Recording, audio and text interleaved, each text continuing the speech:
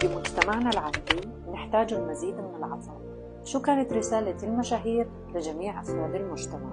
والله أقول لهم إنه دايما كل إنسان وكل المراحل تمر بكبوات وتمر بقمم، فلازم في وقت الكبوة نتذكر إنه في أمل ولازم نساعد الباقيين ونساعد نفسنا. أنا أظن إحنا العالم العربي بالعكس إحنا أكثر ناس بنعلم العطاء.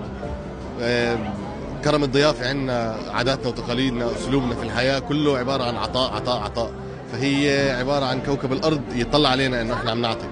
إذا بحط قدام الواحد 600,000 شمس وهو مغمض عينيه ما راح يشوفه، فما أظن إنه إحنا عندنا مشكلة في العطاء أبداً. فعلاً لازم العالم كلياته يتعلم منا نحن كعرب لما بيجي الموضوع للعطاء وللضيافة 100%.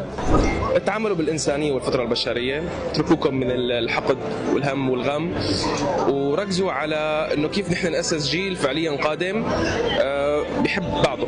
بحس كل حدا بيقدر يعطي بطريقته، يعني مش ضروري الواحد يعطي إشي كتير كبير أو يعمل تغيير كتير كبير بالعالم ليكون عنده مكان يعني بهالعالم إنه يعطي.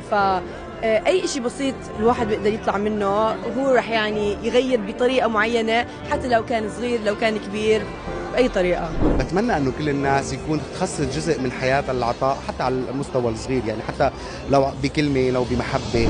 اللي في إيديه حاجة مش عند التاني يحاول يقسم ويديله بصراحة، يعني ده اللي بحسه دايما، انه احنا لو عندنا حاجة معينة، احنا سواء علم سواء مال سواء افكار، اللي عنده حاجة والتاني ناقصاه يديله. فكل واحد فينا فيه يعطي، وكل واحد بيعطي على قد ما هو عنده، فلو شيء كبير ولو شيء صغير العطاء عطاء، فعطوا قد ما فيكم.